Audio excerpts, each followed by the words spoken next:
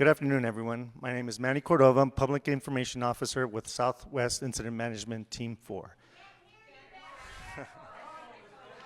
All right, we're going to turn it up a little. How's that? Better? Can't hear me back here? No. Okay, it's echoing. Better? All right. All right, so here's what I'm going to do. I'm just going to have to raise my voice, but we have to use the microphone so that way the folks online can hear it as well, okay? I apologize for the inconvenience, but we'll get through this together if that's okay. Better? All right. Perfect. All right, so quick update on acreage and containment. We're at 1,223 acres, 83% contained, and we have 573 personnel assigned. All right, some quick ground rules before we get started, and then we'll kind of move on from there. So we're going to have individual agency representatives come up, speak, and give a little brief presentation for you. And then after that, we're going to go to questions and answers at the end. If we could please hold our questions and answers till the end. And what the hope is that what each one of these individuals does come up and present, that they hopefully answer your question before we need to ask it. So with that, we are going to go ahead and introduce our fire operations briefing, Rob Roy, our operations section chief.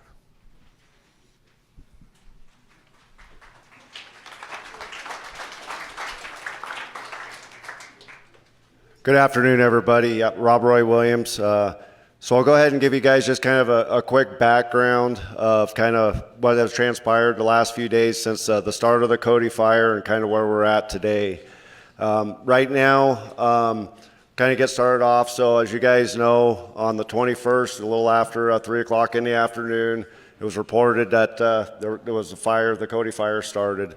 The Coronado National Forest, actually, as you guys know, just for living in the area here, we had the Cedar fire. That's right there. They were actually up there working that fire with some resources a few days before. So they were able to go ahead and make a quick response as soon as it was reported that the Cody fire had started. As well as the Department of Forestry and Fire Management had an out-of-state task force pre-positioned staged there at the Oracle Community Center. They had brought those in to help support the Cedar fire, but was also standing by for any new initial attacks. So they were ordered up as well and made a quick response. Once resources got on scene and tied in with the Oracle fire chief, the fire was already well established and experienced very extreme fire behavior. Due to the lengthy drought that Arizona had, the dry winter, moving into it, it already was having pretty rapid rates of spread and high flame lengths, which meant the resistance to control was very high. They immediately recognized this. And the fire chief, it went into unified command along with the agency incident commander, Pinal County Sheriff's Office, immediately started ordering evacuations of the community in there. As those evacuations were happening, the sheriffs came in, getting people out of harm's way, ordered a lot of aircraft, started getting helicopters with buckets to bring water as well as fixed wing aircraft, and immediately went into kind of a defensive strategy, protecting structures and getting the public out of there. As it progressed, things were going on. I mean, we got to give it to the sheriff's office and the initial responders that were there. I mean, they were in a firefight out there. They're getting people out. Sheriffs are going through flames, trying to make notifications that, hey, we need to get you folks out of here, as well as Pinal County Emergency Management getting the notifications out through your guys' text groups and things that you all signed up for. I guess kind of luckily, as things were going, they kind of got a little bit of a wind shift, and it kind of started pushing the fire more out towards the east, out kind of towards San Manuel, which in one way was good because it started pushing the fire out away from the rest of the Oracle proper. As things went throughout the day and that night, they flew aircraft all the way up until we couldn't fly, because once it gets dark, we have to set that stuff down. They were using direct tactics out here, and as you guys know, being in the country, as you kind of get more out of there. They'll get a little bit of a fuel type change. Kind of turns into a little bit more of the open mesquite with the grass not as continuous as it is up around where the fire initially started. They were able to kind of get the fire spread to kind of stop on that end that night, which was good, and work through the night into the next morning. Just kind of to back up a little bit, real early on in the incident, working with the Coronado National Forest, the incident commander, the local fire management officer, they kind of realized just due to the area, all the values at risk, that they needed some help, and that's when they put the order in for our team to come down and kind of assist them with this incident. On the 22nd, the local unit, they still had the fire because our team's kind of mobilizing, getting into place, and they continued on with all the hotshot crews and the engines, again securing the fire around the community, as well as doing like a direct tactic with aircraft and crews, putting folks out on the ground to support the aircraft drops where they could. And just so you guys know, even during that first night, just with the fire behavior and everything they had, putting retardant alone on a fire doesn't always stop it. It kind of slows it, and if we can't get folks out there to kind of support it, it'll slow the fire down, but it'll kind of chew through it and can get moving again. So they continued to do that through the day of the 22nd. They made a heavy investment with a lot of fixed-wing aircraft as well as helicopters, and were able to kind of get the fire contained to where you see the current footprint on it. We took the fire over on the morning of the 23rd and just kind of carried on with the same tactics that the local initial attack forces did. So with that, kind of where we're sitting at right now is we were able to kind of show containment along our Division Alpha here on the east end of the fire. Today, this map's just a little bit old. Before we came up here, we were actually kind of what will be brought out today, but we were able to increase containment from what was reported a little earlier. So now what we're showing is from Division Alpha going all the way around to here, that is all showing contained.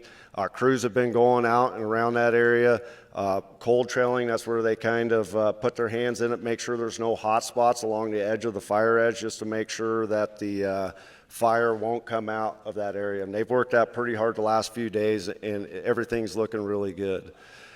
Coming down into what is our Division Delta, which is kind of down in here.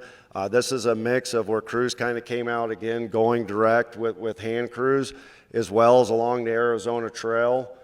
We were able to utilize that with a little bit of heavy equipment to keep the fire kind of up where it is there. They're showing containment going down to here, up and maybe a little bit down further to about right there, just above the hijinks area there. So again, they've been up there the last few days working. Really not a whole lot of concerns on the line, but there's still a little bit of heat in there, so they'll continue to work that out here for the next few days. Coming over into our Division Mike area, we utilize the Oracle Ridge trail up there along with our hand crews, being able to go direct with a dozer up there, and we're able to hold the fire up on that ridge road. We are happy to report everything from here this afternoon going around to there is all contained in there. So that's really removing a lot of threat from the community. In our Division Tango here, which a lot of folks that may live around the Cody Loop, we've spent a lot of time and effort going around there in that area, securing it for any of the residents that were not damaged by the fire, to make sure there would be no future threat for fire as we're out there working, as well as securing the area so the power company can come back in there and start fixing all the down power lines to start restoring power to the community. As we go through this, they'll probably talk a little bit, but they're in there right now delivering material and being able to hopefully get work started in there so they can get power restored there as soon as possible. This afternoon, we are showing containment from this break here coming all the way up to just about that point. So really it's just this little piece in this horseshoe here that's still showing uncontained. We're going to be continuing to have our crews in there working tomorrow And we expect if everything goes as planned and everything looks good, this area here will be able to show contained on the fire sometime tomorrow afternoon. A couple other things I'd like to mention is we've been working really closely with the Pinal County Sheriff's Office, with the Oracle Fire Chief. And as you guys saw yesterday, we were able to downgrade some of the closure areas.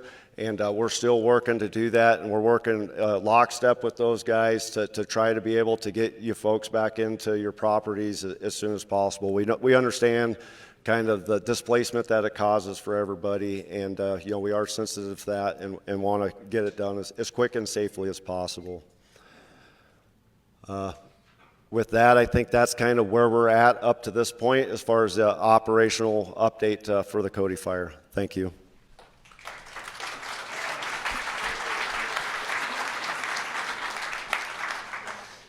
Folks, we do apologize for the echo. We're trying to work on it real time here, so just a little patience. Thank you. Up next is going to be Gary Zell, incident meteorologist.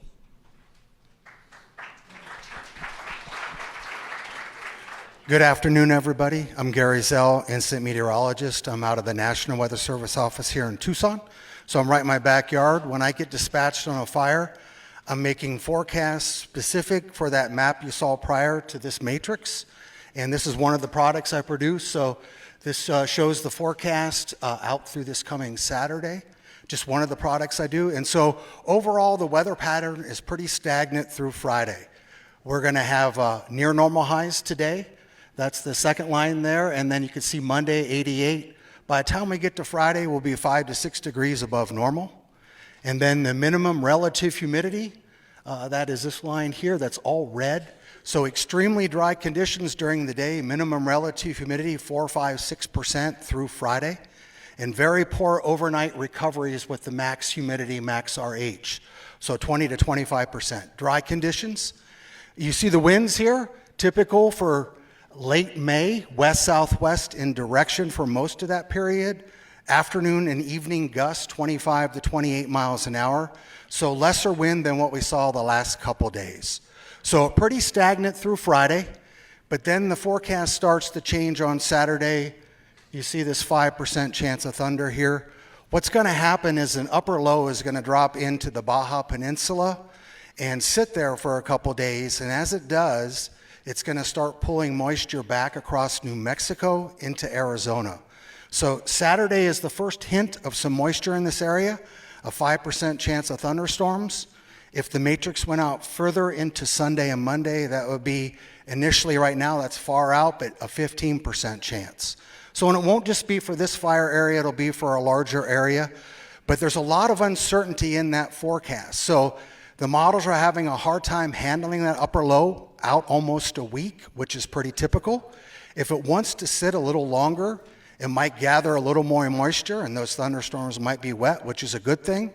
If it wants to retrograde and move back west, we'll probably see dry thunderstorms, which won't be a good thing. So just keep that in mind, 5% Saturday afternoon, evening, increasing chances into Sunday and Monday. Overall, except for the coming weekend, pretty typical for late May. End of weather.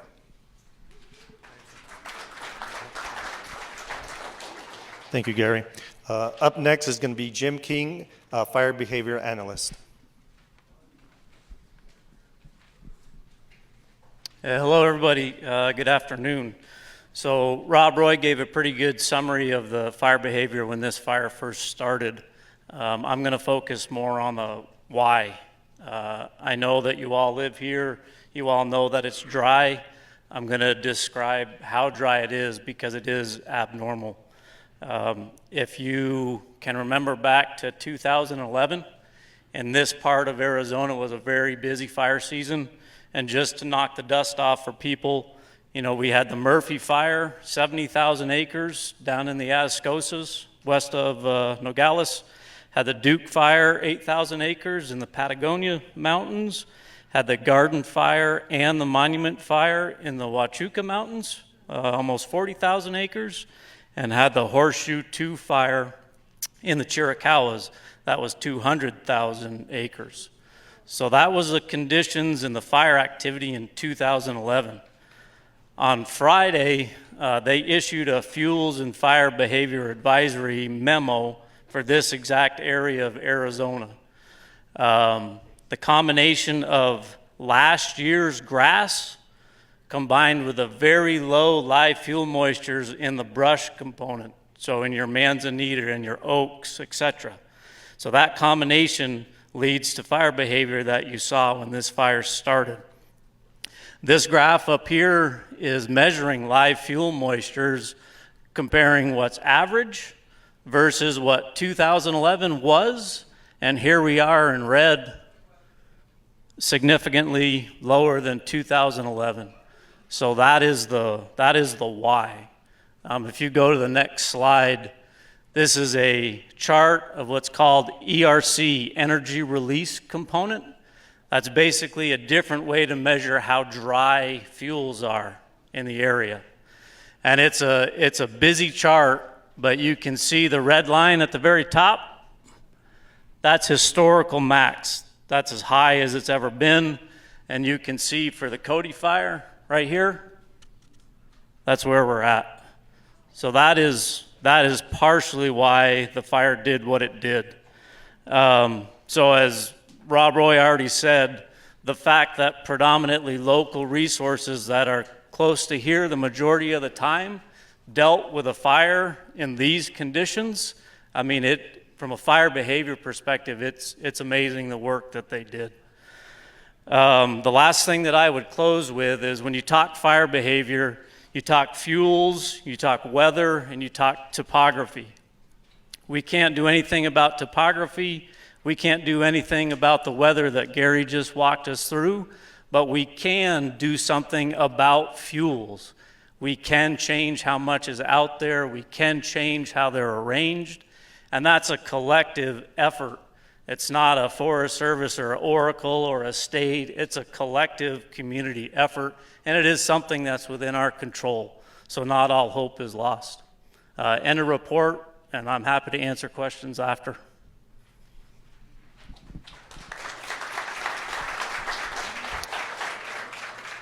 So we're going to have a little pause right now so we can work and switch over to audio system that doesn't create this echo. So we're going to have about a 2 to 3 minute little pause here to at max to see if we can get this fixed for y'all. Thank you for your patience. How does that sound? A little better? Thank you. All right. I promise no singing. Okay. Thank you for your patience. We do apologize, but now we're going ahead and continue here. So next, I'd like to go ahead and introduce our incident commander, Andy Mandel.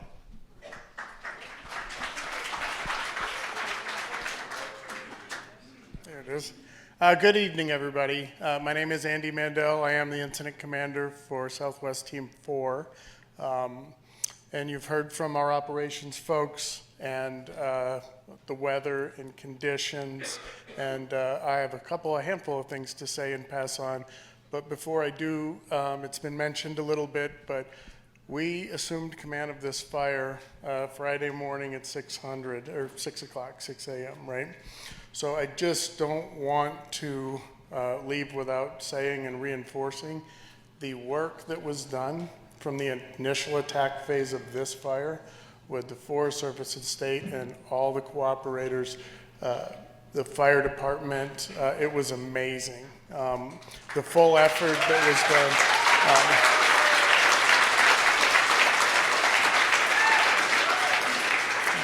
done. It is how it is supposed to work.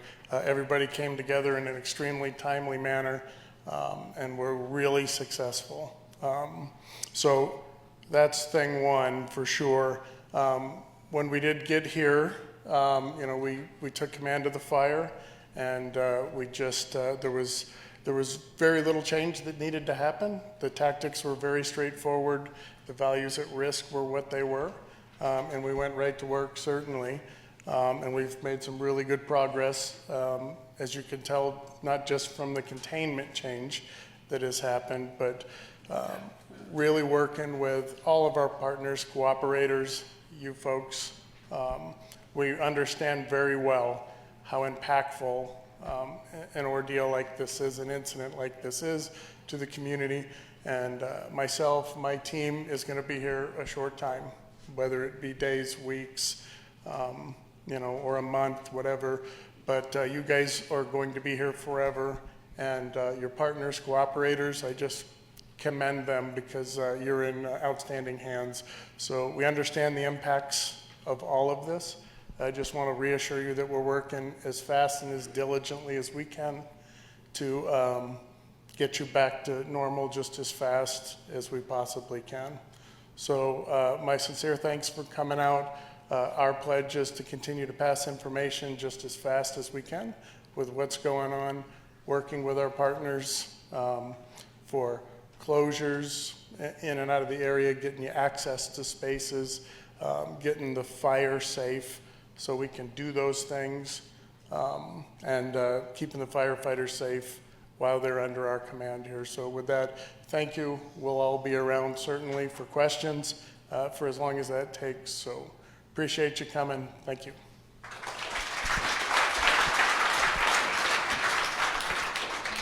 Up next, I'd like to introduce Kurt Davis with the Coronado National Forest Agency Administrator.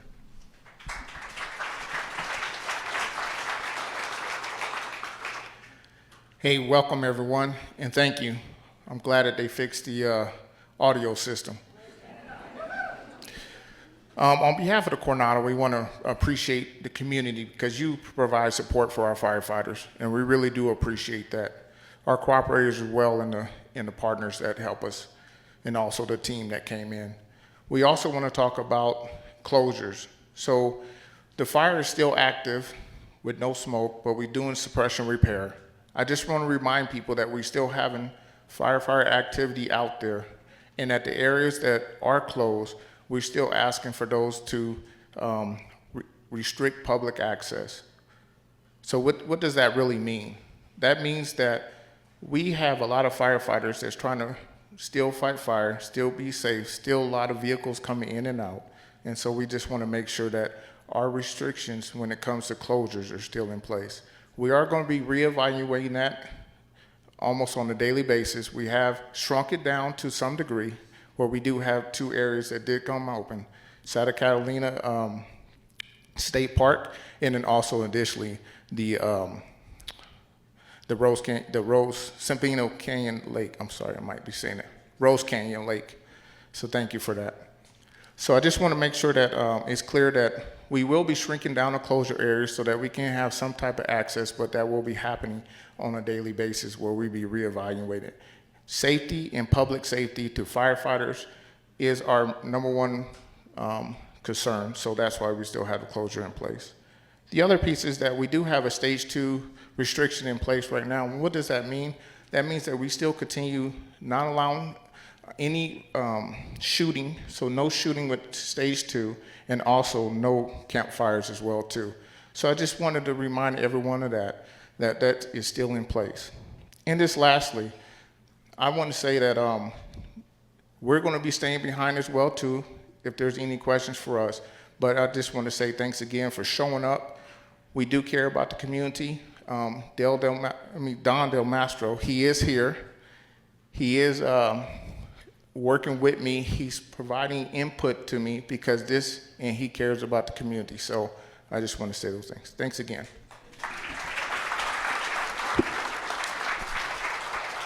Thank you. Up next with the Department of Forestry and Fire Management Agency, Tom Torres. All right, hey, good afternoon, everybody. Again, my name is Tom Torres. I'm what's known as the State Forester.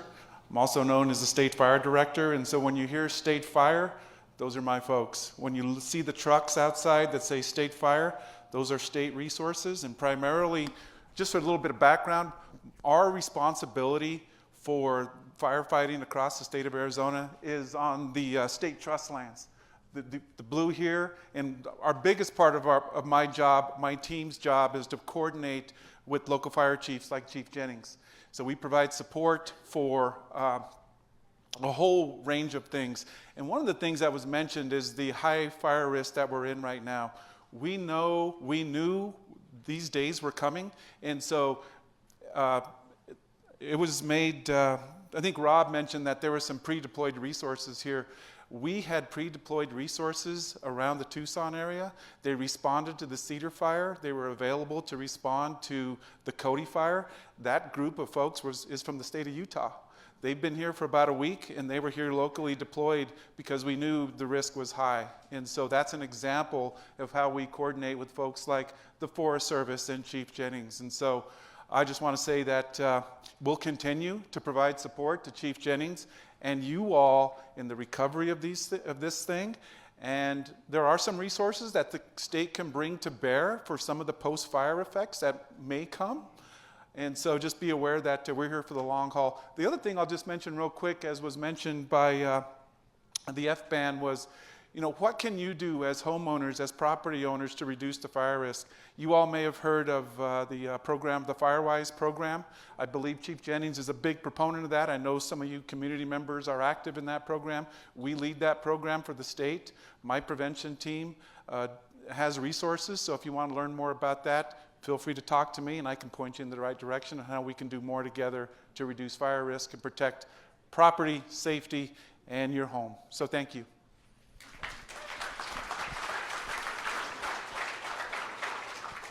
Up next, I'd like to introduce Oracle Fire Chief Robert Jennings.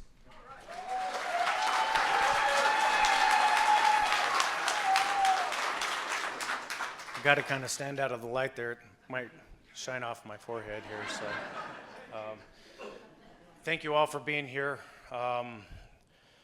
Just kind of want to first and foremost, show our sympathy for the individuals that had experienced some loss during this. It hits me with a heavy heart for that. It really does. We do everything we can. Unfortunately, the presentation that you have all given the team here kind of shows why, right? The fire behavior and everything. So, our sympathy goes out to everybody. I'd also like to do my thanks for everybody. I'd like to thank my family, first of all, for supporting me and, filling in that gap while I'm gone all the time and, being in everywhere. Truly, without them, I wouldn't be able to fill this role to support you guys and serve you to the best of our abilities with our district. I want to thank our staff, our volunteers, our CERTs, our FireWise program.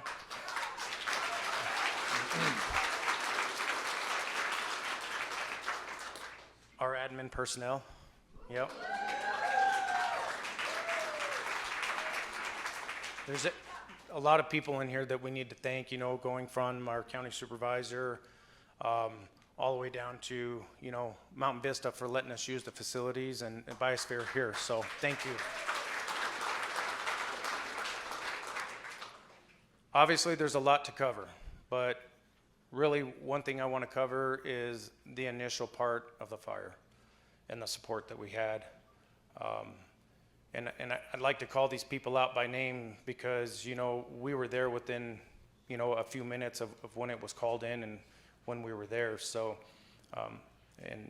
the forester talked about the relationships that we have, and they run really deep.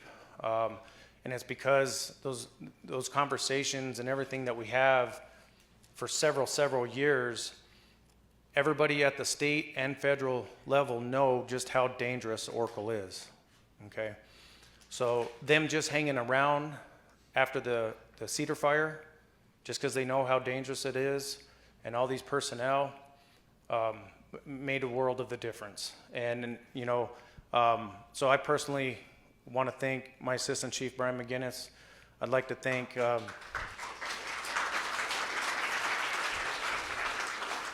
want to thank Lath Evans and Eric Huddleston, DFFM, Chad Rice with Coronado, them stepping in and being a part of everything with our meetings and the support that they give us. I can't tell you what the countless hours and conversations that we have, both during season and out of season, that they have to support us. I know there's a bunch of other people out there we forgot, or if I forgot, I don't have the time to go through it all, but also too is our Oracle Fire Board. Absolutely amazing, best board in the state. They support everything that we do.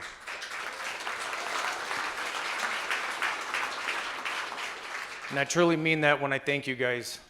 You know, we have some deep relationships. And then just to go into the support that we had that night, every fire district that I've ever neighbored with was calling me. Obviously, I couldn't answer all those calls at the same time, but they were doing everything they could. They were opening up our doors, everything they can possibly do to help us. The sheriff showed up that night, you know, food in hand, ready to help and do anything that he could. So Pinal County Sheriff's Office played a humongous role in our evacuations. So hats off to everyone. So, you know, there's a lot to cover, and we don't have, you know, all the time in the world because we have to get on to other people to say what they need to say. But I can tell you, I'm absolutely proud to serve the community of Oracle. And I can tell you, over the last several years, the fire districts have really, really come together in the Copper Corridor, and we work in tandem and as one. We really do. As you guys know, Salmon Well went into a set once it reached a certain place. And that's because that, you know, there are no lines in our districts, right? We have them drawn out, but the community in Salmon Well is also important to us, and the state and everybody else, and we did everything we could because we just didn't know what was going to happen. So kudos to everybody who helped make that happen. But another thing is I just want to thank the team for being here. What an awesome display that they just provided that we get every morning behind the scenes. So hats off to them for their support.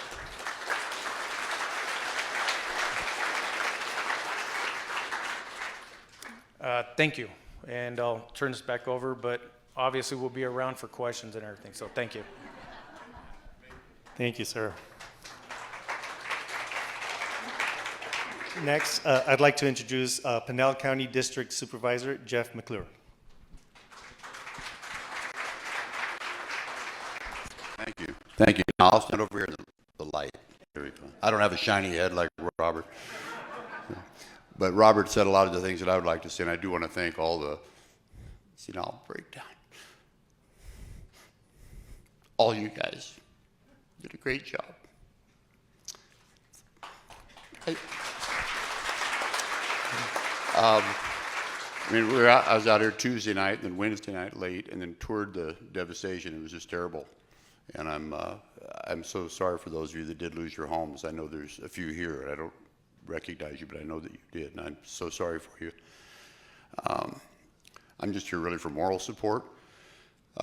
Those of you that need help, outside there's a table, Impact Southern Arizona. They're the local food bank and clothing bank in Catalina, and if you need help in food or clothing, please see Barbara outside. And I'm going to quit before I stop. So anyway, thank you all for coming, and thank you, state, federal, local, everybody. Really appreciate you guys.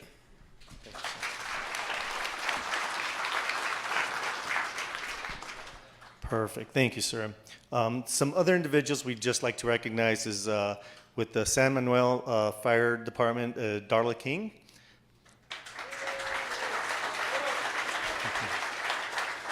With the Department of Emergency and Military Affairs, Steve Roge.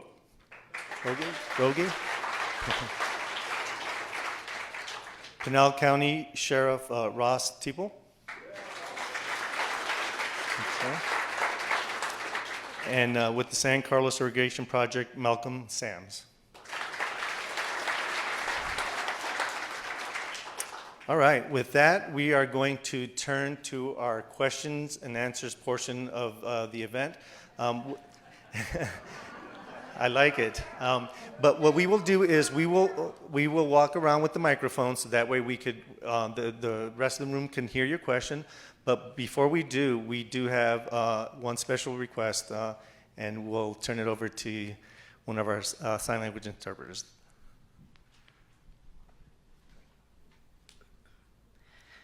So I live on just off of Cody Loop. Our property there, it's a little bit odd actually.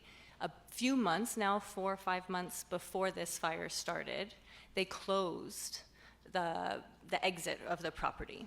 So if you're trying to egress, if you are turning left on Cody Loop it's okay. But on the right-hand side, there's been construction now for 5 months. And before this has happened, I was paranoid. I was thinking about a situation just like this. And if I needed to leave, you have to leave exiting left. But if a fire were to start and block that exit, where we would have to exit on the right option, what do we do? Again, this has been a long-term, it seems like construction project of some sort, but it's just been closed day and night for 5 months now.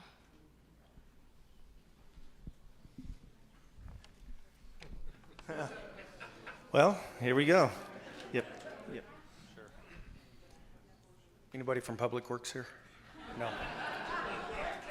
So I can only touch on the fire district side and what we know. So I can't speak on what the county's process or anything else is. But a lot of times those permits and everything are generated, and we're notified that there's construction in the area. But sometimes if there's road closures or stuff like that, we also don't get that, hey, it's going to be closed today. And sometimes we do. Just depends on these long projects.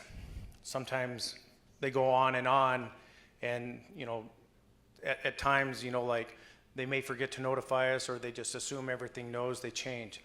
I will tell you, in this situation, because of the cedar fire, okay, which was the day before, you remember we put some people on set, okay? We had conversation. So the contractor arrived at the station later that day and had advised that they had dug the entire road up, and he was also concerned that nobody would be getting out in that situation. So I really want to give my hats off to him, because the conversation him and I had was obviously we were concerned, and that immediately went to Chad Rice, the FMO for Coronado, and we definitely took a different approach right away, and it was instant. I asked the gentleman, do you have enough material to backfill your trench at this time? And he says, no, we've hauled most of it away. And I said, okay, well, do you have enough to do one lane? And he said, yeah, I can get one lane backfilled. I said, do me a favor. I'm pretty sure this fire on the cedar fire has been caught. But we're not 100% sure. We never know what tomorrow's going to bring, right? Never thought it would have brought what we had on the Cody. But he went ahead and backfilled that morning and left one lane open. And he was there at 6 a.m. backfilling it, and he stuck to his word that he gave me that it would do. And I will tell you that it played an extraordinary vital role in that evacuation and for us getting in there and out of there. Communication was really, really bad in that situation, as you can see, so was visibility. But I truly give my hats off to that gentleman for sticking to his word in the conversation and coming up to us. So that was, in my opinion, one of the life-saving decisions that was made. So, yeah. Perfect. So what I would ask is when we do hand you the microphone, if you please, all your neighbors know you, and some might or may not, if you just introduce yourself and then follow up with your question. Thank you. Back here. Name is Scott, and my question is for the state and federal representatives. Is there any way to construct a permanent fire line protecting, say, like the people in Cody Loop and sections 15 and 14, so that in the future, if there's any fires that pop up, like the Cedar Fire or the Cody Fire, that you already have fire lines established that would help in the fire efforts in the future? Quick question. When you said sections 15 and which one? Were you referring to the evacuation sections? Okay, so can we switch maps to the evacuation map? So that perfect. Thank you. Whoever? Okay. I can speak to the state responsibility. So the short answer is we can do things to help protect the community. You know, one example is after the Telegraph fire back in 21, the community of Superior built some fire breaks around their community. So there are precedent to do stuff like that. Obviously, it's going to take some coordination. One of the things we do at DFFM is Division of Forestry and Fire Management. So at DFFM, one of the things we do is we partner with communities, we partner with fire chiefs to think about what things can be done to protect communities. So we can engage in that conversation to think about how we can do better. And that's sort of my answer. I don't know about what I have jurisdictional responsibility for are on the state trust and the private. And Kurt, I don't know if you want to talk to what can be done on the federal estate or the Forest Service. Hey, thanks, Tom. I appreciate that. We have been working on some fuels projects as far as planning-wise for this area. We're still continuing to working on it, but we'll have further discussions about it in the future, especially with the state since they border in our lands, to try to see what else we can do.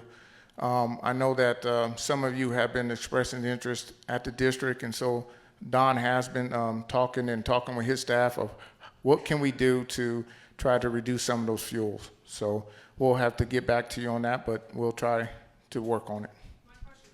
Okay, go ahead.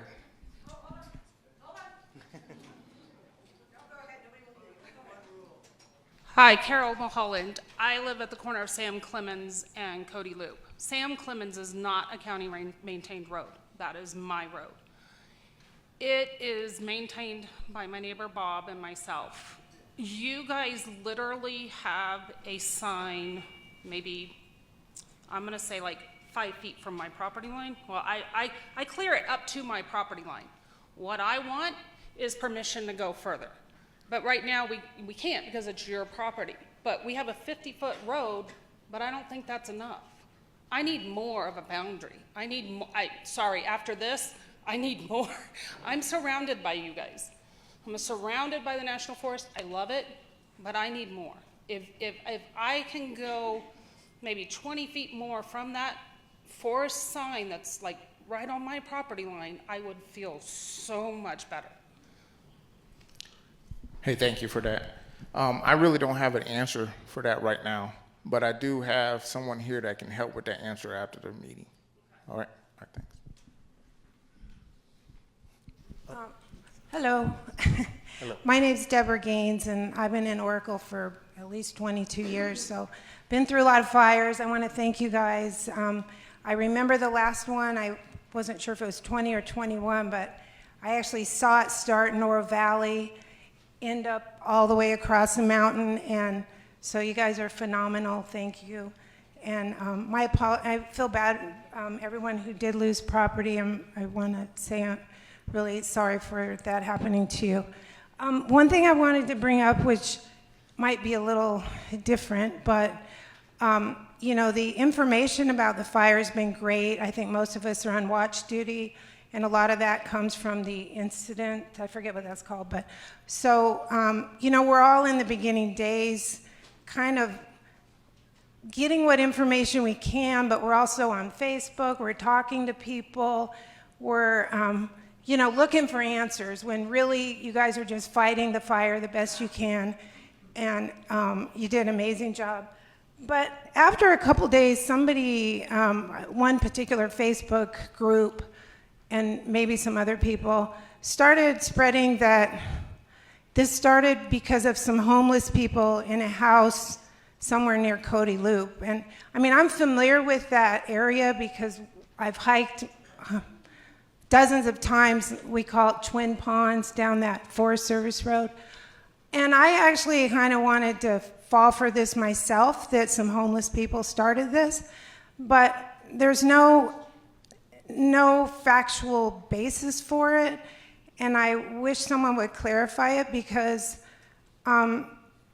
even in the midst of a disaster, I hope someone's not spreading a false rumor, because in my mind, this would be, you know, like saying some immigrant was out in the desert and started it. I mean, it might be homeless people, I don't know, but I just think it needs to be clarified, and everyone here that works for the fire service, they are saying it's under investigation, and I'm sure it is, but I just encourage people not to listen to these rumors until we actually know what happened, and if you do know something, it would really be nice to clear it up so people aren't getting kind of vicious about it. Thank you. Thank you.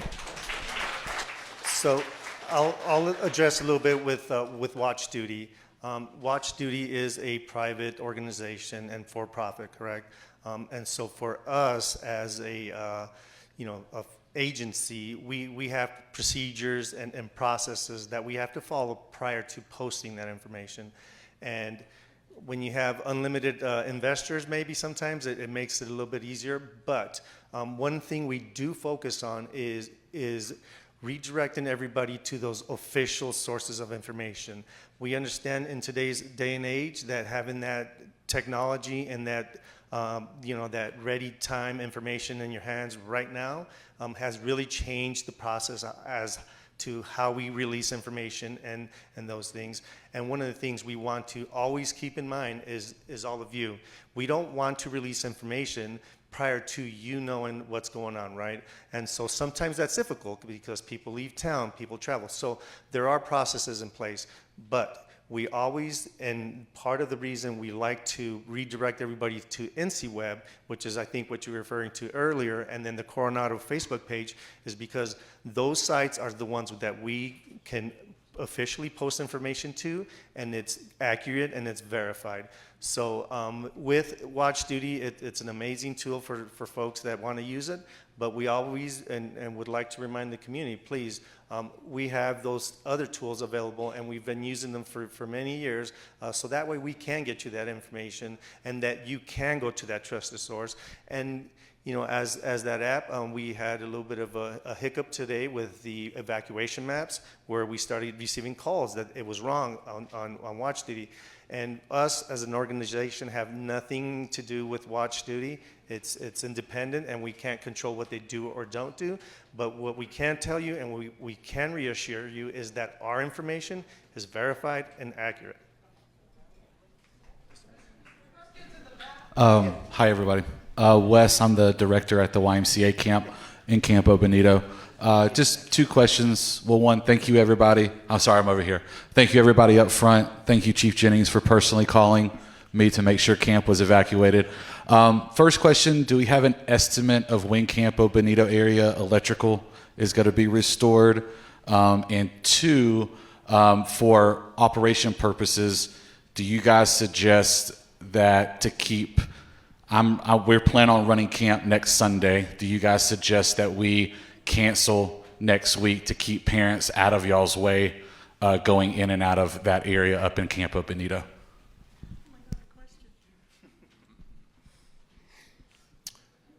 So great question, appreciate the question.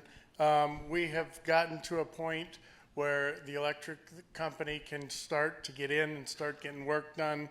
We're at a point in the fire where that work is happening.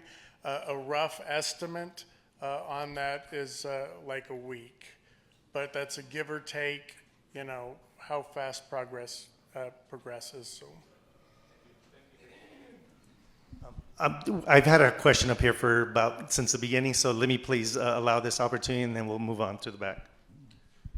I have a question and an observation. Do we know anything about the origins of the fires? And two, I want to remind everybody in the room that we have a very active FireWise program. In Oracle, we have a fire dump where you can take your excess fuels that operates about 10 months of the year. And we also have an alert system. If you're not signed up for our alert system, do. And the county has a PEN system, which is another alert system, and both of them are really essential to keep you knowing when to leave and what's going on in the community.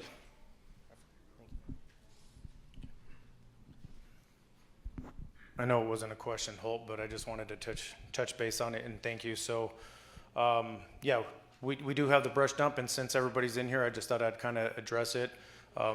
Given the recent fire activity over several years, we used to be able to keep that thing open quite a bit and burn a lot more often. And I've been kind of stressed about it over the last few years, so we close it during certain times, and I know the public gets really upset about it when that happens. And we understand that, we know that, but I think the result of the Cody fire kind of proves why we don't want to be putting fire on the ground during those conditions. So the conditions have to be right for us. So please understand that when we make those closures, we do get quite a few irate people down there giving our staff a hard time. And one thing we don't want to do is see a program like that go away because we're not getting cooperation. We're doing everything we can, and I can tell you, there's nobody wants that vegetation away from your houses more than we do. We really do, because there's, the safety for our firefighters and everything else. So, and to touch base on what Holt was talking about with the notification system that we have, that notification was used for that evacuation, along with Pinal County Emergency Management. So thank you to them as well. We work tandem in those, and years of planning and working together on that. And again, one of the things is that road, right, we talked about earlier, backfilling that to at least get one lane open. Another contributor to that was being able to utilize that notification in such a short time. That notification system was not necessarily to set up to evacuate people in those circumstances, but it's what we had and what we used. Okay, so those are usually, like when the Bighorn fire was here, we had time to think about, that's what that's designed for. But we definitely used the tools that were in our pocket. So thank you. And now to the actual question. Yeah, we're getting to you. All right, so in terms of the origin, I know everybody wants more than I'm going to be able to say here. What I will say is that it is under investigation. It is an active investigation. They're moving forward with it just as fast as they can. And information will be forthcoming just as soon as that happens. So I would love to be able to tell you more even if I knew more, but that's as accurate as I can be.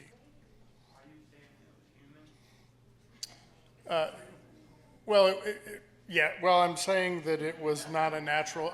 It's not a natural cause fire. We didn't have lightning in the area. I'm sorry. I live over on Cedar Ridge, and there was a fire just off the hill from me. The smoke was up, but the activity was at mill. Then they brought in the big planes, and there was a fire down there about where I guess it'd be the Boy Scout coming up the hill. So the planes got busy there, and you got to give them credit because they did a hell of a job at my house because Yeah, they absolutely did. them old boys at helicopters, it took them 13 seconds to fill that bucket and it was on. I just want to remind folks that if you do not have a microphone, most people cannot hear you and nobody online can hear you. So please make sure that you have the microphone in your hand if you're saying something. You're good. Okay, thank you. Thank you. So I think we have a question in the back. Yeah, I live between the Y Camp turnoff and the zip line. This is not our first rodeo out there, and luckily we haven't been affected by the Cody fire. But we want to know what Forest Service is going to do to reseed or restraw the burn area so people can. Hey, thanks for that question. Right now, what we're looking at is we're having a bear team, now that we done reached above 60%, to come in and take a look at what is needed to rehab the area. And once we have that information and that analysis done, then we'll know what resources we need to put out there on the ground. But right now, we don't have that information, so we're still trying to come up with it as far as taking a look at what's needed on the ground. We can have a question up here. To me, the elephant in the room is all the vacant land that's around and no responsibility for the property owners. I don't know if you can do anything about that, but I don't think they should be freeloading off of the rest of us who are clearing our land.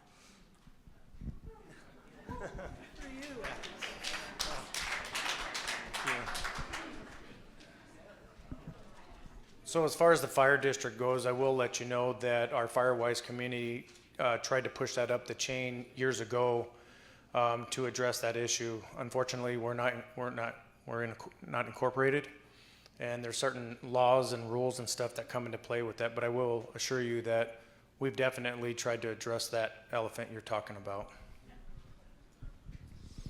Hi, my name is Autumn Klesch. I'm born and raised in Oracle, Arizona. I want to say thank you so much. This is not the first time you've saved my community, but the second time. And I say that when I was 19, I lost my house to a house fire, so I understand the pain that these people are enduring right now. Now, my question, I understand this comes with a lot of logistics. I don't have a background in fire department management, that type of thing. I only ask this because I have deep concerns. One, we have an aging population, and we need to understand how we can help evacuate these aging humans. And the second thing is, I have been in contact with Rutledge Airborne. They indicated that on Wednesday at 7:15 p.m., they were never dispatched, even though they are a 10-minute flight from Marana, Arizona, away from the fire. They indicated they could have stopped it when it was several acres. I'm just going to read this so I don't misquote. Instead, the Region 3 Dispatch Center ordered multiple heavy air tankers from Colorado, California, and New Mexico, which substantially increased the response time.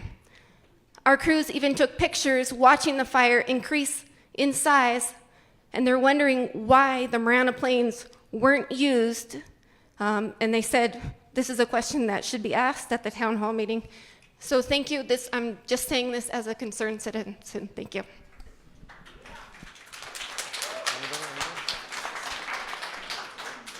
So that question is a little bit difficult, right? Because we have contracts in place and we have procedures in place.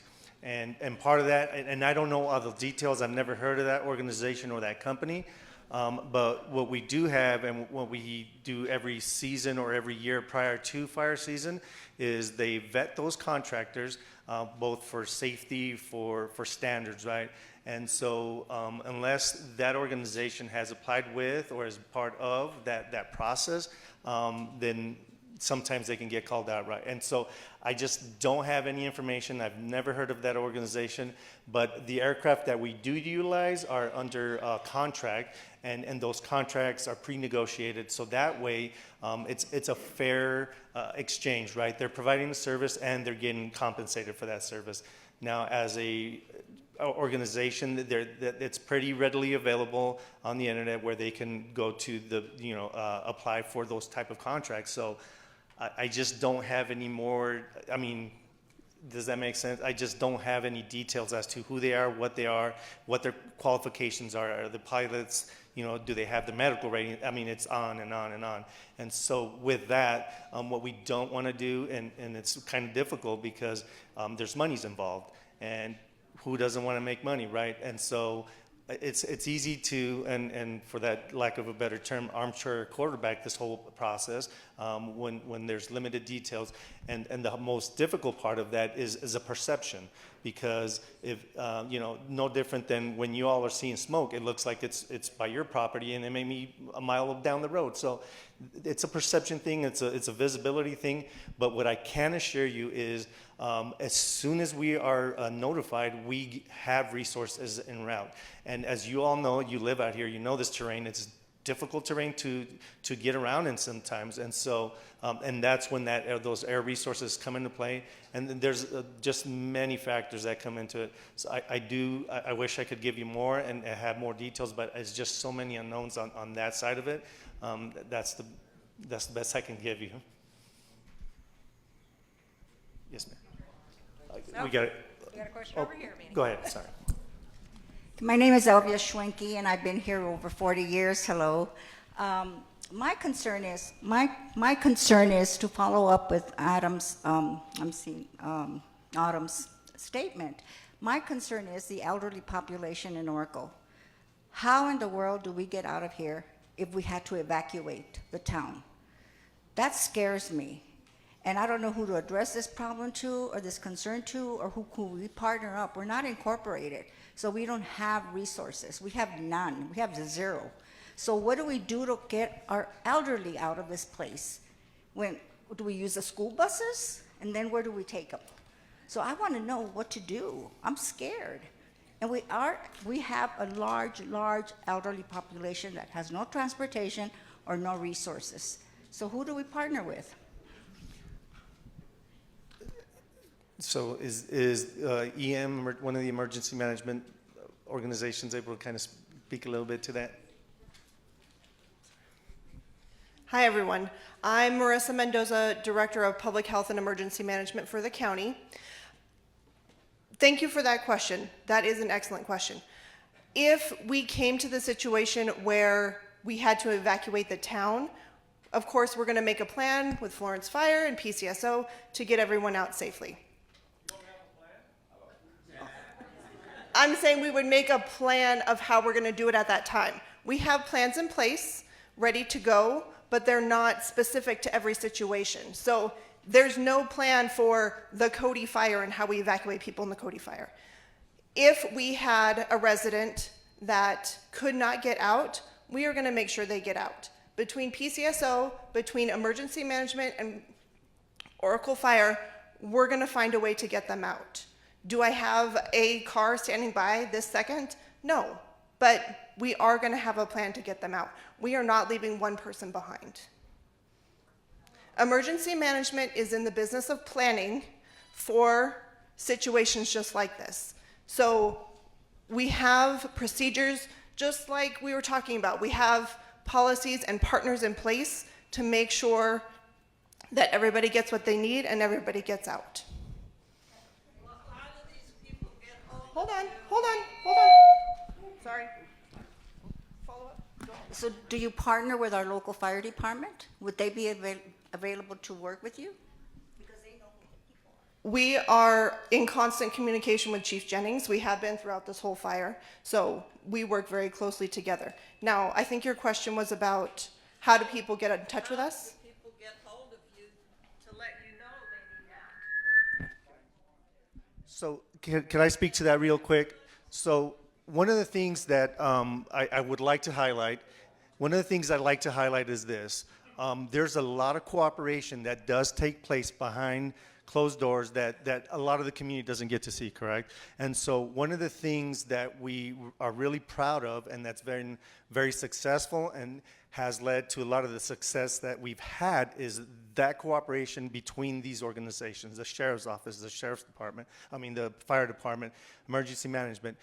There's just a lot of moving pieces, and it's difficult to just pinpoint this one thing, right? And that's more of a conversation, like what we'd like to do is really focus, right, this fire, and we understand the fire has effects on different parts of everyone's lives, but really, that is more of I believe that would be more of a topic for a different community type meeting for that, but really to kind of get us back on track, because there's a lot of folks that still have questions about the fire itself, the Cody fire, so we'd like to go ahead and kind of move in there in that process and allow them the opportunity to answer that question. But thank you, we do appreciate it. Yes, sir.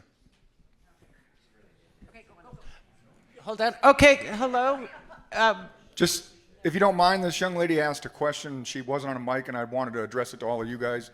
As far as, and I'm Sheriff Ross Teeple, and if you can't, God bless you, if you can't get out, call 911. I can tell you guys that when my deputies, I was here the first day this fire happened, didn't leave till 3 o'clock in the morning. I can't say that I personally helped someone out of an area that was being evacuated, but I can tell you 4 different times my deputies did. They went to the door, they knocked on the door, they talked to the individual and said, you need to go, you're on go status right now. They said, I can't go. I don't have the physical ability to go. So we put them in our cars. This is now my 3rd time of being actively, and we will do that every single time, guys. If it got to the point that it's mass evacuations, because this is unfortunately my 3rd time being involved in actively evacuating areas of Pinal County, I can tell you that we contact the schools and we get the school bus drivers to go around and get people up. We worry about where they're going to go later. We all had 2 different places that we could go to, either CDO or the town of Mammoth. But yes, if you can't get out of your house, if you're of fear, then call 911. That's exactly what it's there for, ma'am. Okay, hello. I'm Deanna Zilius. I'm right here. There we go, sorry. I'm hearing the voice, that's all. First off, there are a couple of us here who don't have Facebook, and I understand that we're on Facebook Live. And Correct. there are many people who aren't on Facebook, and there's a lot of information that goes through that app.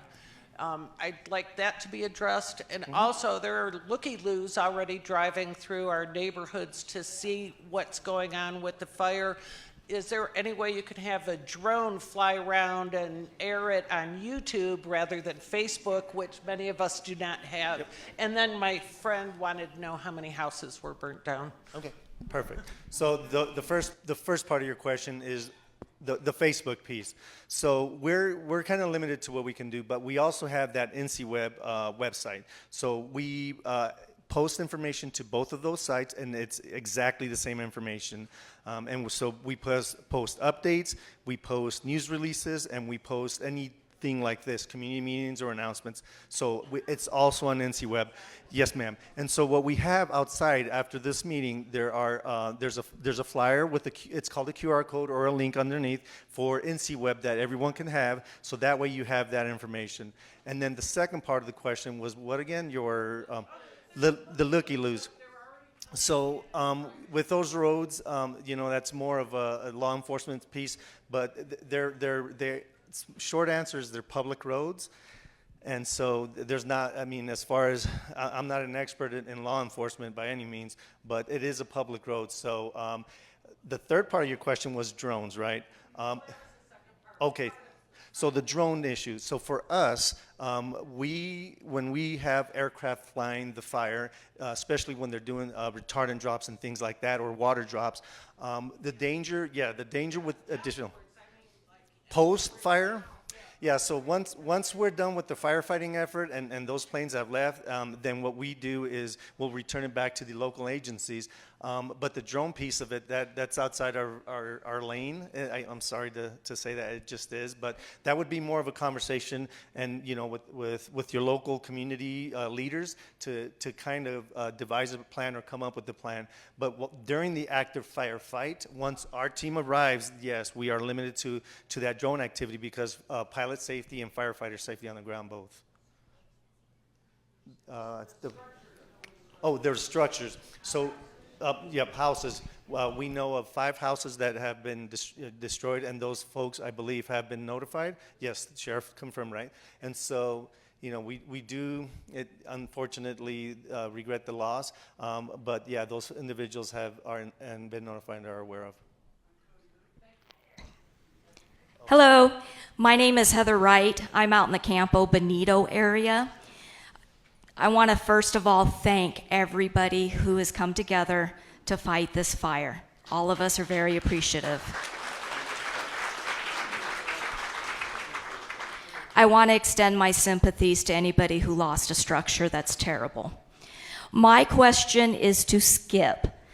We are in the Campo Bonito area no longer evacuated, but we cannot go back to our homes unless we have power. Without power, we don't have water. If we don't have water and we don't have power, we can't live. A lot of my neighbors have livestock. They can't bring their livestock in. Also, when we're evacuated and we don't have power and water, our lives stop if we have pets. We can't go back to work. If we can't go back to work, essentially, things stop. So to Skip, why is it going to take a week to get the power back?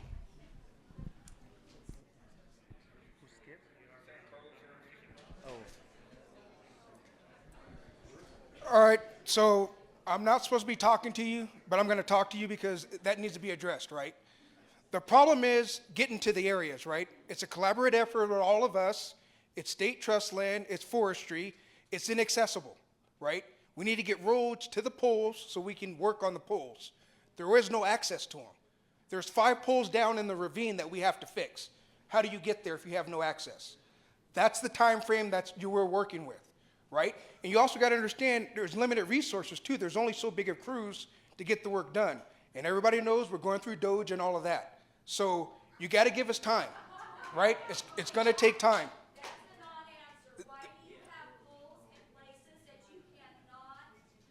Why do I have poles in places that I can't access?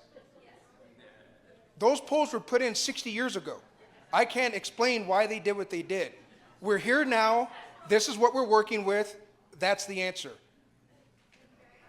Okay, we're going to move on to the next question. Thank you so much. My name is Mike Greenslade. I live on Cedar Ridge. What I want to bring up is the firewising approach we've been doing. Everybody here knows it, does it, but lately we've been having trouble getting rid of our stuff. Now the brush dump is closed because it's full. In the past, we used to be able to go over to the transfer station and dump it. Can't do that anymore. They took that away from us. So the only place we can go is Catalina, a different county. So I'd like the county to tell us how they're going to resolve that issue. Maybe open the transfer station again. And as for not having an emergency action plan for evacuation, that's uncalled for. I worked in emergency management in Maricopa County. We had action plans for flooding, fires, earthquakes, everything. That should be in place, not something you think about later. Okay, so the trash dump is not the county's. That's owned by Waste Management. We used to have that. We used to use it. We used to. We don't. We don't have it. They closed it. So we don't. We've been trying to buy it back from them for over a year. They won't sell it back to us. You know, we would like to be able to open that. So.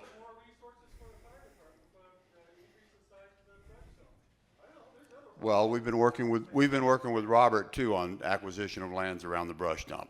That's state.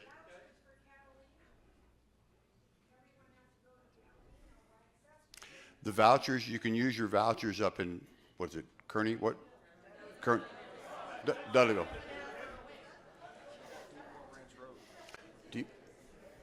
You could, yeah, and you can go to Deepwell Ranch Road as well. Once every 90 days. Folks, I know it's a little bit of a drive for you, but I live in an area we don't have fire protection at all.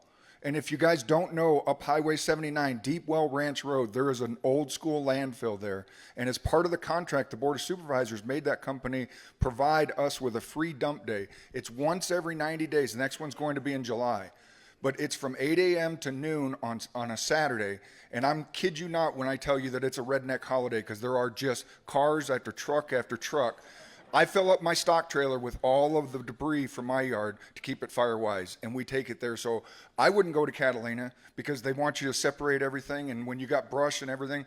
But Deepwell Ranch Road is just right up the road, and it's in Pinell County. And the reason that we have that access once every 90 days is thanks to the county supervisors.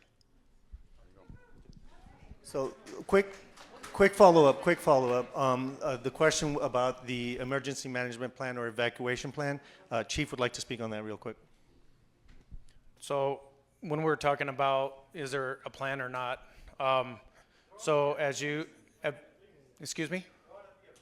Yep, so if you guys noticed that map that was up with evacuation zones on it, that's something we created 20 years ago, okay, and that is actually something that we utilized. These colors are for this fire's purpose, but we actually have different colors and zones and everything. So yes, we've had evacuation meetings and conversations, understand, but as far as the plan goes, we work in tandem.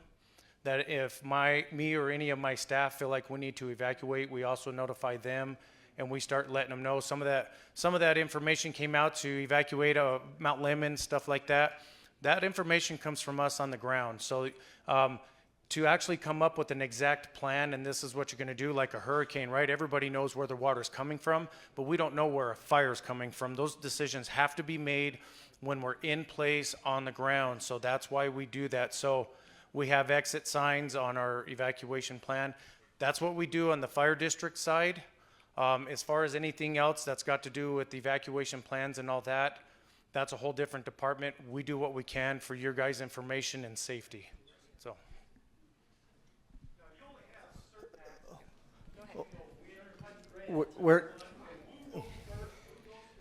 Okay, going to remind everybody again that if you don't have the microphone, nobody can hear you. So please be respectful of the people who do have the microphone. Hey, unfortunately, I have the microphone. My name is Bailey. I'm one half of Riot Grille.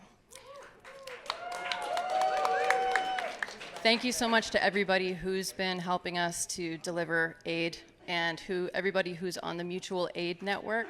I'd like to take a minute to just thank you all very much for participating. So I'm very nervous, pardon me.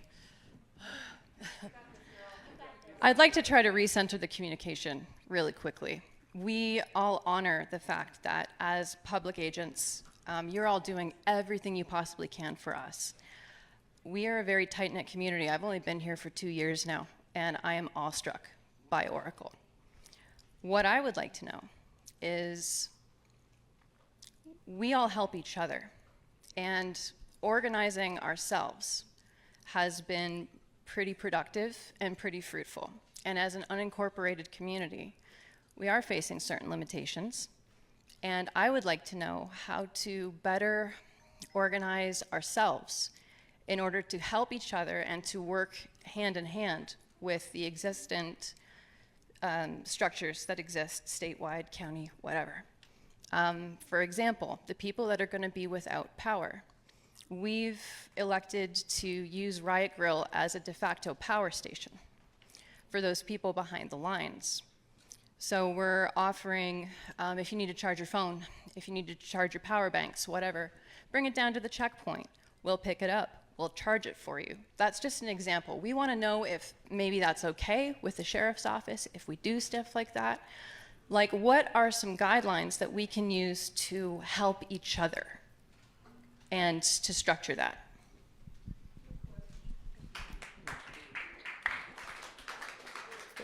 So as far as that question goes, what the community can do, one of the things is there are very few limitations, right? As long as you're within those legal bounds, and meaning that you're not appropriating properties or things or resources that belong to the organizations, being both state and county and city. But that's one thing we would definitely encourage, right? And that's part of the Firewise community, and that's part of those programs that do exist, and it's for those times like this. We unfortunately can't answer and can't provide every and have a solution for everything, because there's limitations even on our end. But I do believe that you spoke very wisely about how, as a community, you can come together, and it sounds like you're already there. I would encourage, at least through the different county, state organizations, at least start with those areas and see what resources or programs may be available. One, and then two, honestly, other communities that are in the same kind of situation or in the same structure as you all are here, where you're unincorporated. Outside of that, it's just my area of expertise is this right here, trying to bring you information, updates as to the fire and the operations that we have going on. Outside of that, that's really getting into those lanes that it's not our expertise. I'm not a emergency management expert with the county or the state. That's not where we live. But as far as the fire, what's going on with the fire, the efforts the firefighters are continuing to put out there to save this community, I can speak to that. The group name? Yes, absolutely. So the mutual aid network we started is on Facebook. It's called Oracle Cody Fire Mutual Aid. And there what we're doing is we're connecting people that have resources with people who need resources. And it can be very quick and very effective as long as we use the channel for what it's intended for. So thank you all very much for participating.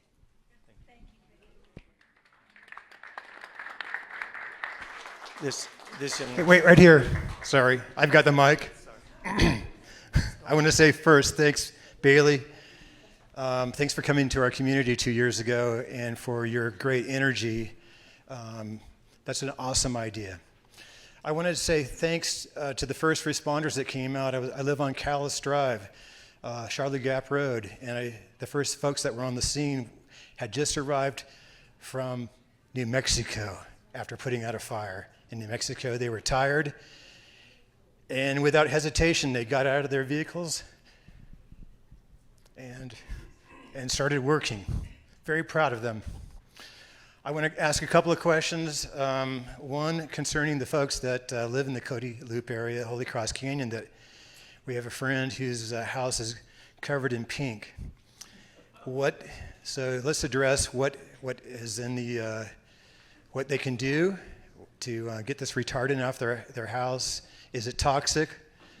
Can you give us some questions or answers for those folks? And lastly, this really isn't our first rodeo. You've heard. I want to thank everyone that's responded for this. The Sheriff's Department is great. Sheriff Teeple, thanks for coming here. And the Fire Department, I want to say thanks to Tina. Tina Acosta was awesome for all my questions. But one of our previous fires, we had a loss of life afterwards. The flooding came. And so please, let's address that. What do you have on, what are we going to do about the rains that will be coming? And thanks. So I can address the question about the retardant that's on the houses or that you might see on the vegetation that may be around properties or, you know, just around the fire area. So one, it's not toxic. It won't hurt you. It will wash off, right? The unfortunate thing is we do live in a desert with lack of water this time of year, but once rains come and stuff like that, that'll also help take it off the vegetation that may be on the rocks or the trees that are still around the area. But if it is on your house or any vehicles, things like that, you can get it washed off and that kind of stuff. So, and then just a little bit with the flooding, and I think it was addressed before, they are coming in with the burned area rehabilitation. They'll be taking a look at the burn severity and coming up with a plan on how to address that in the future. That's one of the big things the forest is working on. I believe we have a question over here. Hi, I'm Debbie Gomez. I was born and raised in this area. I don't want to say how long ago, but a while back. So I want to go and address the lady from the Riot Grill. You know what? I am very old school. I don't do Facebook, but I do YouTube. Would you be willing to also create something where we could view on another media source? Because not all of us actually want to have Facebook, but we do need to have another method of communication, please. And then my second statement, when you are vetting the contracts on an annual basis, is it at any point possible, instead of going with the lowest bid, looking in the region to the companies who are requesting to be our contractors, look to see who is closest, similar to the Marana. If they're closest in proximity, although they may not be the least expensive, perhaps for proximity purposes, consider those companies as an alternative. So, two-part question, right? Facebook and then contracting. So the Facebook first. YouTube. Sorry, I apologize. YouTube. So as a organization, we are fall under federal regulations, right? And Facebook is considered it's a program, an app, a tool that we are currently not allowed to use. It would be, and for those of you that have grandkids, it would be like Snapchat. And some of it has to do with retention and information, freedom of information and those kinds of things. Way above my pay grade. I know I look intelligent, but I'm pretty average at best. But we are very limited to what we can do on some of these applications and some of these tools. The ones we can use are Facebook, and the second one is NCWeb.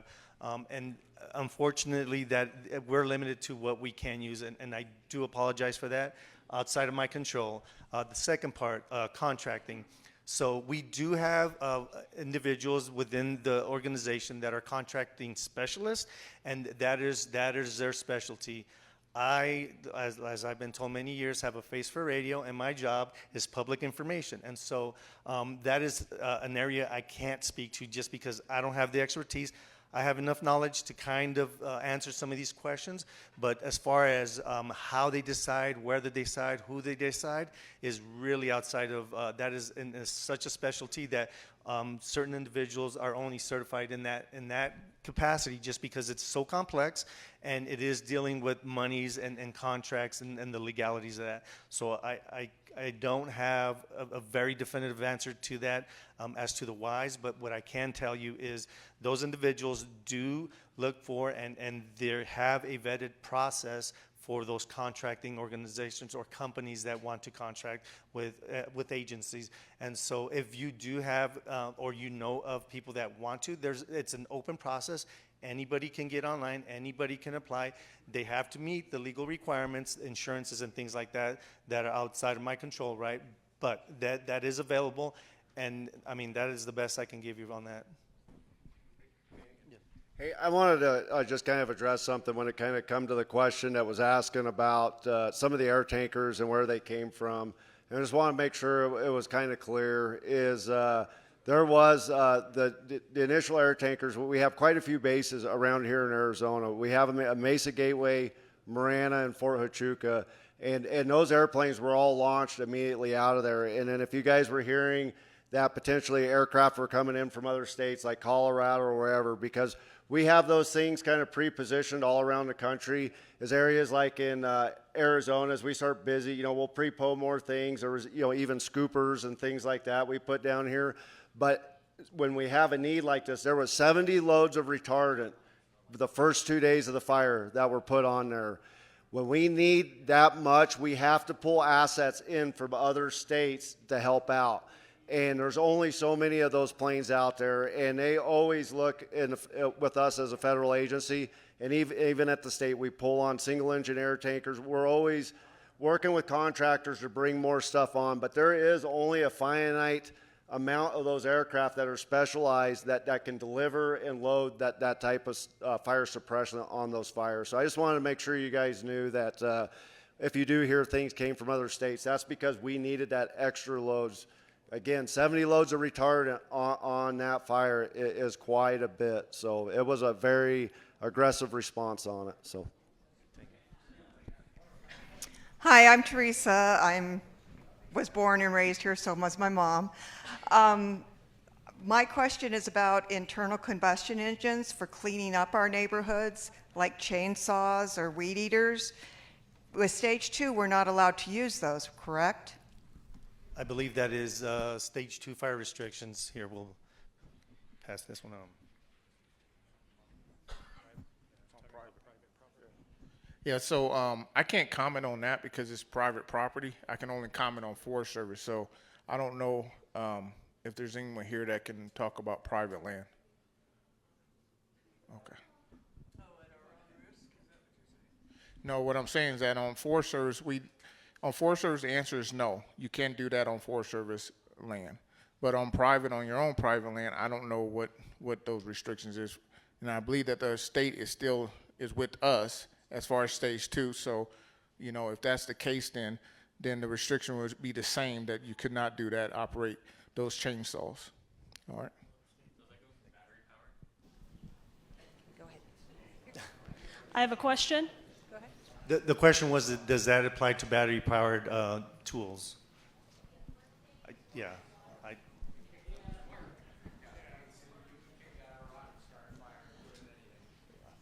So I don't know the answer to that. I mean, I'll be honest with you, because there's multiple things that can happen. If you have a battery, yes, but then if you hit a spark, then you started a fire. So then what do we say then? So I would say that I don't know to that. I think we have a question in the back. I have a question. There we are. On Wednesday night when we were packing our bags to leave town, my brother saw in the sky off and on a blue blinking light. It wasn't a helicopter, it wasn't a plane, it was one blue blink here, one blue blink there. Can anybody tell me what I saw or what he saw? I'm not an aviation expert, or I'm sorry, I really couldn't. Maybe it was a light on the aircraft. I have no idea. I do apologize. Yeah. It might have been a personal drone, but that's one of the things that we do as an organization. When we come in, we do establish a temporary flight restriction, and that's for our pilot and firefighter safety. And if there are incursions or somebody does send a drone into that area, then we can kind of address that. But more than that, and that's why we ask the community not to do that, is because a drone is so small in comparison to, for example, a DC-10, right? That visibility, and if that thing gets caught in the engine or goes through the wing, it's catastrophe. So that's one of the reasons we, put those temporary flight restrictions in place, is for our pilot and firefighter safety. But thank you for that. Hello, my name is Mark Anthony Palacio, and I have 7 bullet points. I'd just like to read his information. My neighbor was informed by another neighbor that a list exists of those who need extra help, ? No such thing exists. If not, I would suggest that such a list be created with triage conditions listed. Neighbors can also pitch in by choice with helping those around you. In high school class in Oracle, they can offer a class called Emergency Response. What these kids would do is get extra credit, kind of like a conservation corps. But the intent of it would be help the elderly pack go bags, help with their animals. This is all, pre-disaster stuff, and the knowledge of where to go in the event of an emergency. Also, getting local programmers on board to keep updated knowledge of the disaster, and a phone app and internet, which we know one exists, but something a little easier for the elderly to use. Local ham radio and family service channels to update with current info. News in Tucson is great, but boots on the ground is quite different. So if you have boots on the ground, better information gets out. And when I called Forest Service, they had info at first. Then they transferred me to Tucson Interagency Dispatch, who initially answered questions, then stopped because they were overwhelmed. If there was a better transmission of information for the residents of Oracle, they wouldn't be inundating the chief here with calls or anyone else.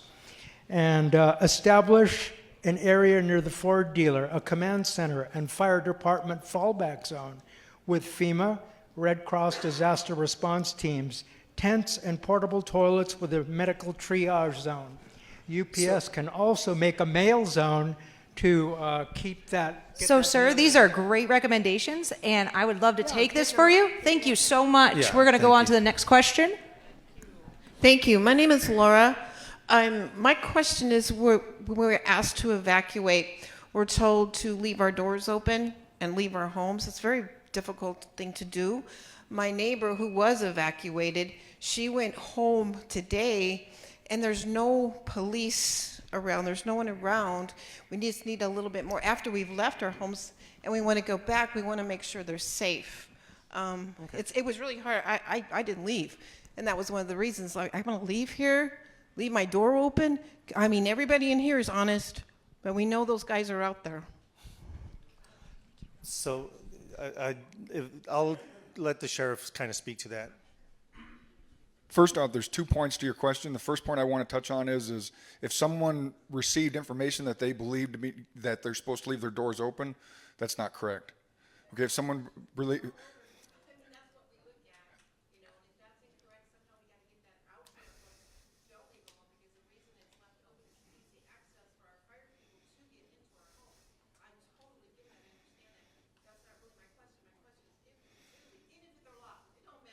Okay, are you referring to locked and unlocked? Because open means the door's wide open. So, okay. Yeah.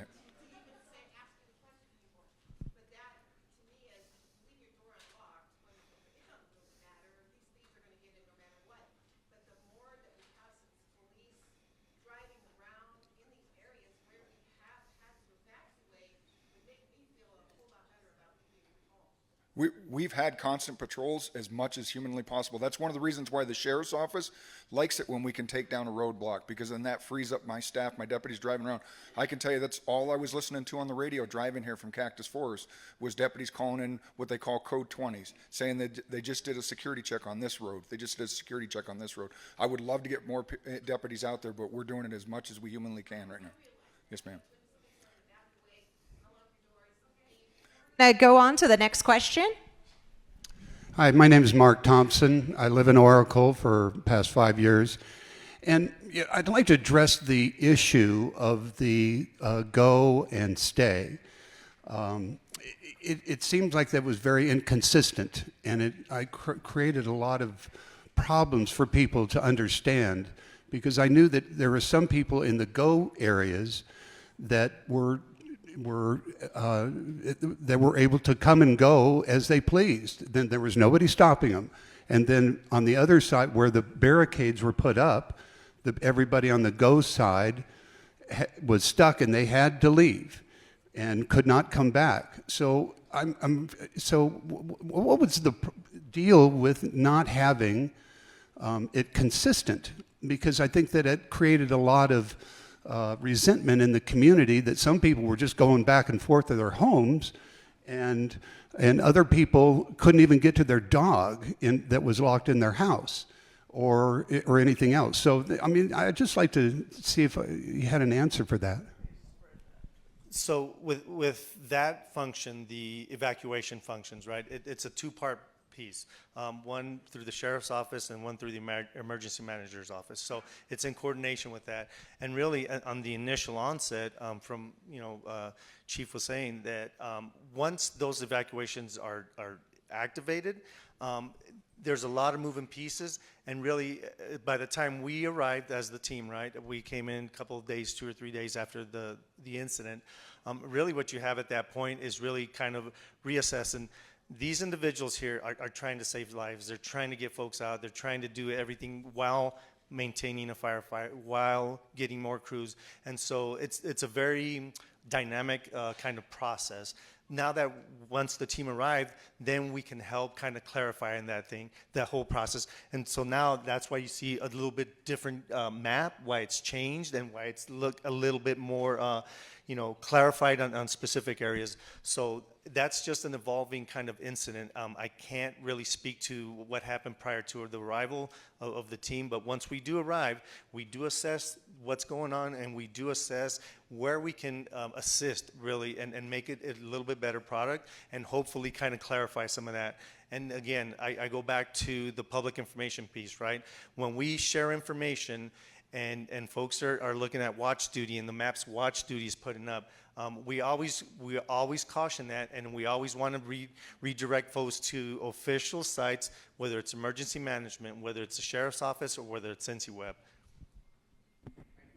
Also wanted just to say that even though I had kind of a negative take on what the whole process was doing as far as being set and go, I still want to say thank you to all the firefighters and the law enforcement.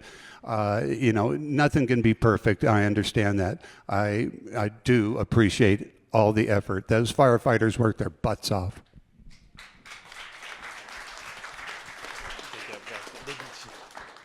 Hello, my name is Darrell Klesch, and my question is for Coronado National Forest. Under these extremely dire conditions that we know about, we're at the peak of ever being this bad. I was just wondering, are there any more fire restrictions that you could that's on the board that you guys are considering? Hey, thanks for that question. So just kind of tell you a little bit how we do it is we have a zone board that consists of a lot of different agencies in the southeastern Arizona, where we take a look at the fuels with the forecast of the weather, and then we come up together and say, okay, what should those restrictions be, and how should we look at that? And so we look at that on a weekly basis. At this current time, no, there's nothing that I'm aware of that we're going to go in additional restrictions. But like I said, we do evaluate that almost weekly to say, is there anything else that we need to put in place? And right now, the board is not recommending it. And that board consists of the state, other federal agencies as well, too. All right. Before the next question, I do apologize, but we do have to get some of these folks back to the firefighting efforts. So we're gonna, I know we can't stay here all night. I apologize for that, but we're gonna have time for 2 more questions, okay? And before we do that, Also, our sign language interpreters also have a time limit. It's very fatiguing for the work they're doing, so we just kind of want to respect their time as well and their efforts. So 2 more questions, please. This is not really a question, but just an observation. My name is Bridget. I actually don't live in Oracle, but I do work in Oracle, and my parents have lived here for over 20 years. And my mom is a part of the FireWise board. Not on the board, but she's a cert. And one thing I noticed is a lot of people asking questions about, how they can get notifications if they're not on Facebook, how they can get things figured out when there are emergencies. One way you can do that is to actually reach out to FireWise and get registered. Give them your information so that when there is an emergency, you can be notified of it immediately. You have access to some of that information that they're getting. They try to work with everybody to make sure that information is available to the community. So I was just observing that the best thing you could do as a community member is really get involved with your community. Thank you. And I do apologize. This is going to have to be our last question just for the sake of all our folks that have to get back to doing their job. Sorry. Very quickly, I just want to thank Mike Wiesner for his diligent and years-long efforts to change our local TV market to the Tucson market, and I've noticed a massive increase in coverage to our local benefit on this fire. So thank you for that. I'm going to lose my voice. When you do those TV interviews, a lot of stuff ends up on the cutting room floor.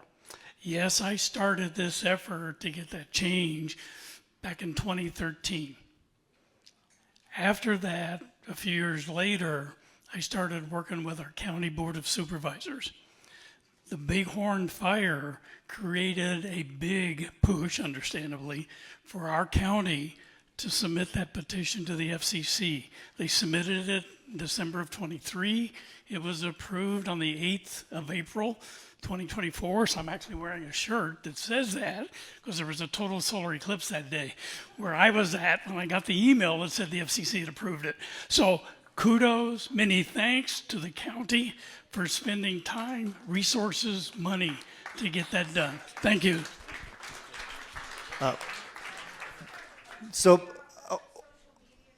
Yeah, I'll tell you what, afterwards I'll speak to you if that's okay. I do apologize.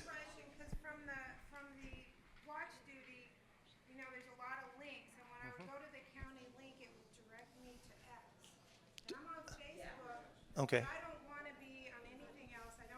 So that's the official communication of the county is my question. So the county, no, the county's saying that is not their official communication tool. We do have some flyers out there with links for you to get to those additional social media sites that we use. With that, I'm going to go ahead and turn it over to our incident commander, Andy Mandel, to close us out. Hey. So hopefully we could answer some. I know not all of your questions here today, but we do appreciate you coming out and just know and understand. I will pass along. This was outstanding, just the support that we have felt from you and the difficult situations that you're going through in times. We really appreciate the support. I will pass that on to all the firefighters out there on the line and everybody that's supporting the efforts. As our time here, continue to reach out. We'll continue to be as timely as we possibly can with all the information on this incident. And we'll continue to work with our partners to the best of all of our abilities to serve you the best we can and get you in the best situation as fast as we can. So thanks for coming out. With that, that will conclude our community meeting. Thank you. Have a safe drive home.